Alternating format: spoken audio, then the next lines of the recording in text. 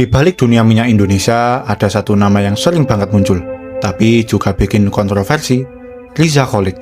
Banyak orang nyebut dia sebagai mafia migas Indonesia. Bahkan sempat disebut salah satu orang terkaya di Asia karena bisnis minyaknya. Tapi, siapa sih sebenarnya Riza Shahik ini? Dia lahir di Makassar tahun 1957. Dari awal udah dikenal sebagai pebisnis ulet. Karirnya naik lewat jaringan bisnis impor dan distribusi BBM.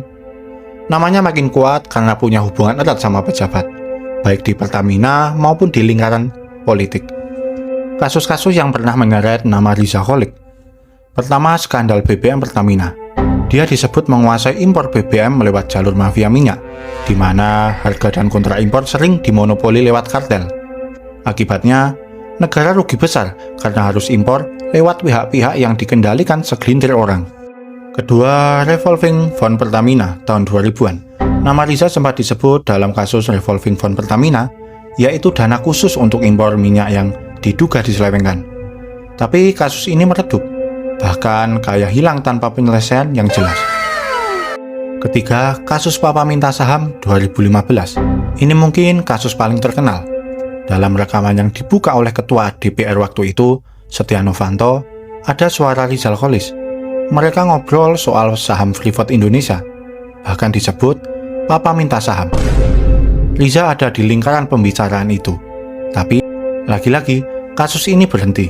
Riza malah kabur ke luar negeri.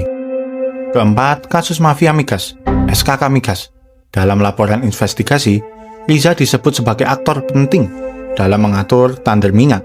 Nama dia muncul saat Ketua SKK Migas, Rudy Rubiandini, kena OTT KPK tahun 2013. Tapi Riza nggak tersentuh. Kenapa kasusnya mangkrak?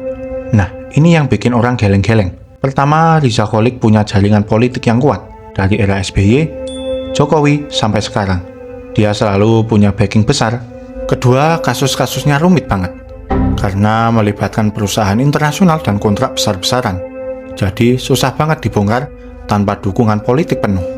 Nah, yang ketiga ini penting. Ada mantan petinggi KPK yang bilang kuncinya ada di political will presiden. Kalau presiden mau serius, kasus besar bisa diberesin.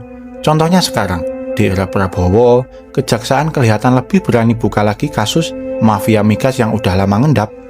Artinya apa? Sebenarnya masih ada harapan kasus kayak Riza Shahik ini bisa diusut. Tapi masalahnya nggak berhenti di situ, karena ujung-ujungnya selalu mentok di Mahkamah Agung. Jadi, walaupun kejaksaan gaspol, kalau DMA vonisnya bisa dipermainkan, ya hasilnya tetap nihil.